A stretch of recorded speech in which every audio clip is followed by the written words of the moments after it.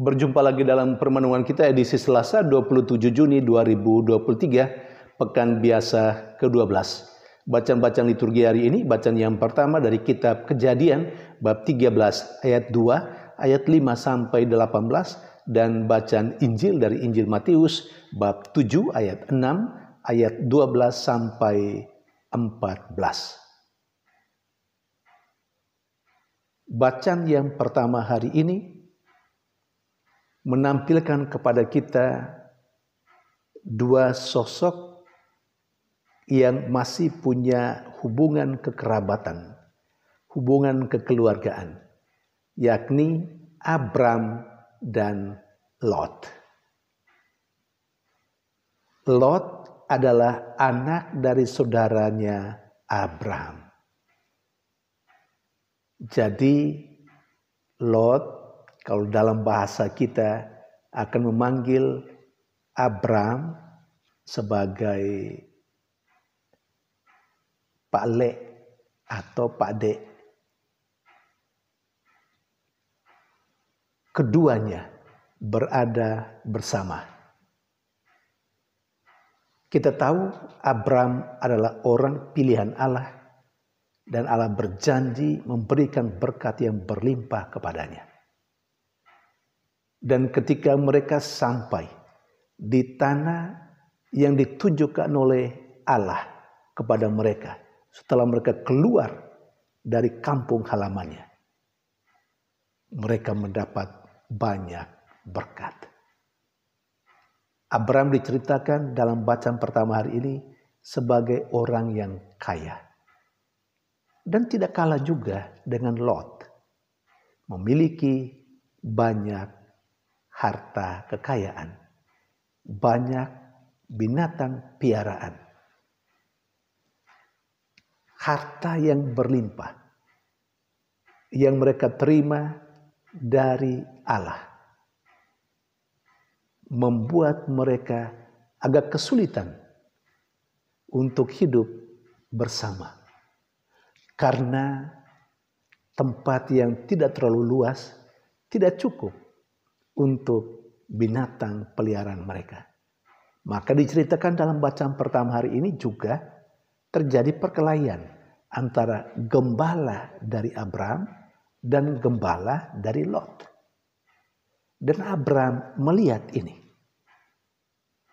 Abram tidak mau supaya dia dan Lot, anak saudaranya itu, bertengkar, berkelahi hanya karena perkelahian yang sudah dimulai oleh gembala-gembala mereka. Akhirnya sebagai seorang yang lebih tua, sebagai seorang yang lebih dewasa, Abram berkata kepada Lot, dia menyampaikan apa yang menjadi saran terbaik menurut pemikirannya, yakni dia mengatakan realita yang sesungguhnya bahwa mereka tidak mungkin hidup bersama dalam sebuah keluarga besar karena memang tidak punya cukup tempat untuk itu, untuk semua harta kekayaan yang kedua-duanya miliki. Karena itu dengan sangat rendah hati Abram berkata kepada Lot untuk berpisah dengan cara baik-baik. Karena adalah lebih baik kalau mereka berpisah sehingga masing-masing bisa diam dengan aman dalam keluarganya masing-masing dengan harta kekayaan yang dilimpahkan atau diberikan Tuhan kepada mereka. Akhirnya Lot rupanya menyetujui apa yang disarankan oleh Abraham. Abraham memberi kesempatan kepada Lot untuk melihat tempat di mana mereka berada saat itu. Dan dia melihat. Dia akhirnya memilih lembah Sungai Yordan sebagai tempat yang dia pilih untuk dirinya dan untuk binatang peliharaannya. Karena di sana, di lembah Sungai Yordan, terdapat banyak air. Dan akhirnya yang tersisa yang lain itu menjadi milik atau menjadi tempat kediaman Abram. Saudari dan saudara yang terkasih, ada poin-poin penting untuk kita garis bawahi dari kedua sosok manusia ini. Abram di satu sisi dan Lot di sisi lain. Dari Abram misalnya, kita bisa melihat hal yang luar biasa. Dia adalah orang tua, orang dewasa yang sangat bijak. Mengapa dia sangat bijak? Dia tidak mau perkelahian terjadi antara dia dengan Lot yang berawal dari perkelahian antara gembalanya dan gembalanya Lot. Karena itu dia mau memecahkan persoalan ini dengan cara memanggil dan berbicara dari hati ke hati dengan Lot. Berbicara dari hati ke hati di bawah 4 mata. Abram, seorang yang bijak. Karena dia sangat menghargai Lot. Walaupun Abram tahu Lot itu hanya nebeng pada dia. Tetapi bagaimanapun juga Lot tetap berdikari. Dan Lot adalah seorang manusia yang punya pikiran dan pandangan. Karena itu Abram meminta pendapat atau berbicara dari hati ke hati di bawah 4 mata. Luar biasa bukan? Bahwa Abram adalah orang dewasa, orang tua yang bijak, juga nampak dalam sikap ini. Sesungguhnya Lot itu hanya melekat pada Abram yang adalah orang yang dipilih oleh Allah, orang yang terberkati. Maka berkat dari Tuhan yang dilimpahkan kepada Abram juga dilimpahkan kepada Lot, karena Lot ada bersama dengan Abram. Tetapi Abram tidak memakai kesempatan itu untuk bertindak semena-mena. Tidak. Dia tetap menghargai dan menghormati Lot. Itulah Abram. Bagaimana dengan Lot? Sekali lagi, Lot adalah anak dari saudara Abram yang melekat, yang nempel dalam perjalanan hidup Abram. Apa yang ada pada Lot? Harta kekayaan yang dia miliki, binatang piaraan yang begitu banyak, adalah berkat yang sebenarnya dia terima karena Abram. Itu berkat yang ada pada dia, itu terjadi, dia alami, dia miliki, dia punyai karena janji Allah untuk memberkati Abram. Dan semua yang melekat dengan Abram mendapat berkat yang sama yang dijanjikan Allah kepada Abram.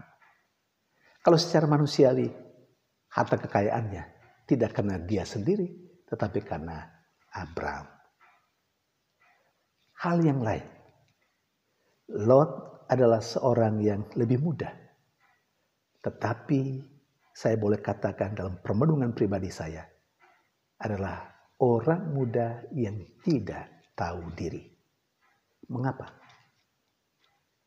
Kalau Lot menyadari bahwa berkat yang ada pada dia, itu semua terjadi karena janji berkat Allah untuk Abraham. Katakanlah Lot itu kecipratan karena dia melekat pada Abraham. Kalau dia menyadari itu, maka ketika Abraham menawarkan bagi dia untuk berpisah dan memilih tempat, sebagai orang muda yang tahu diri, dia seharusnya memberi kesempatan pertama kepada Abraham, entah itu Pak Lenya atau Pak Adenya, untuk memilih tempat terlebih dahulu.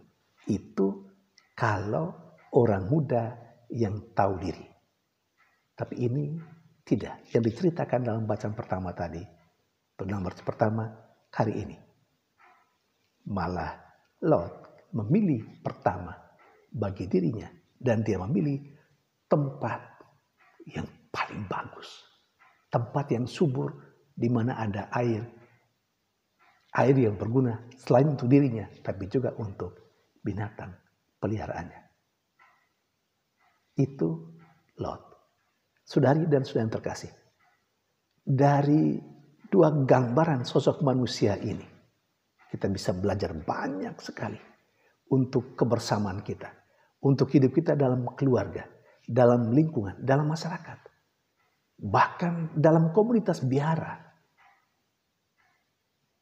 Dalam komunitas biara, ada yang tua, ada yang lebih muda.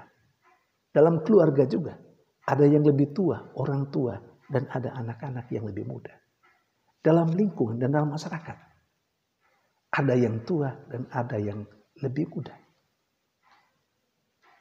Kalau mau belajar dari Abraham, maka himbauan untuk kita semua yang lebih tua dan lebih dewasa, lebih berumur, untuk bertindak bijaksana dalam kehidupan. Persoalan-persoalan yang ada antara yang tua dan yang muda mesti diselesaikan dari hati ke hati dan di bawah 4 mata. Dan sebagai yang tua, entah dalam keluarga ataupun dalam biara, dalam komunitas, dalam masyarakat, kita seharusnya tidak bertindak semena-mena hanya karena kita lebih tua, hanya karena kita pimpinan komunitas, hanya karena kita adalah orang tua dari anak-anak. Tidak.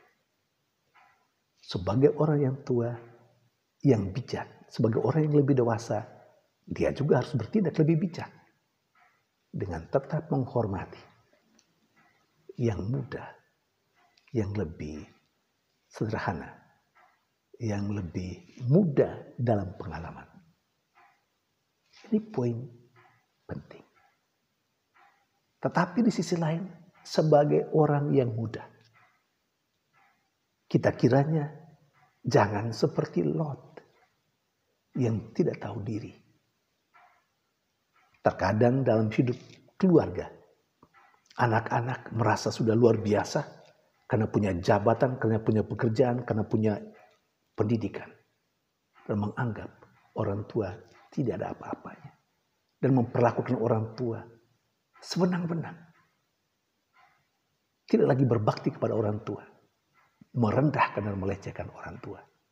Ini anak-anak yang tidak tahu diri. Terkadang juga dalam komunitas, orang-orang muda dalam kehidupan membiara, entah di komunitas para pastor atau para suster, seringkali juga ada orang-orang muda yang tidak tahu diri, yang tidak menghargai yang lebih tua dan menganggap rendah yang lebih tua. Tidak. Kita mencontohi dalam kehidupan berkomunitas, entah itu di gereja, entah dalam keluarga, dalam lingkungan, dalam masyarakat, ataupun dalam kehidupan membiara, dalam komunitas-komunitas kita. Mari kita saling memahami. Judul bacaan yang pertama dikatakan Abraham dan Lot tidak mau berkelahi karena mereka adalah kerabat. Kita juga dalam keluarga jangan berkelahi karena kita ada dalam sebuah keluarga, karena kita adalah orang tua dan anak. Dalam lingkungan pun juga demikian. Dalam masyarakat pun demikian. Dalam kehidupan membiara, dalam komunitas-komunitas biara pun demikian. Jangan berkelahi. Karena kita adalah saudara. Sementara dalam bacaan Injil hari ini, Yesus menegaskan kepada para muridnya dan kita sekalian, apa yang kamu inginkan orang lain perbuat bagimu, perbuatlah juga hal yang sama kepada mereka. Yesus mau mengatakan, semua orang mempunyai hak dan semua orang juga mempunyai kewajiban. Kita mempunyai hak untuk mendapat perlakuan yang baik dari orang lain. Tapi ingat, kita juga punya kewajiban untuk memperlakukan orang lain dengan baik. Sama seperti kita mengharapkan orang lain memperlakukan kita dengan baik, demikian juga kewajiban kita memperlakukan orang lain dengan baik. Hak dan kewajiban harus berjalan seimbang dong. Tapi apa yang sering kita lakukan? Sering kita menuntut hak kita lebih daripada melaksanakan kewajiban kita terhadap orang lain. Kita mau kalau kita diperlakukan dengan baik dari orang, tapi kita sewenang-wenang dan semena-mena memperlakukan orang lain. Jangan dong. Jadilah manusia yang seimbang, yang terlebih dahulu melaksanakan kewajibannya, baru bisa menuntut, mendapat hak. Tuhan memberkati.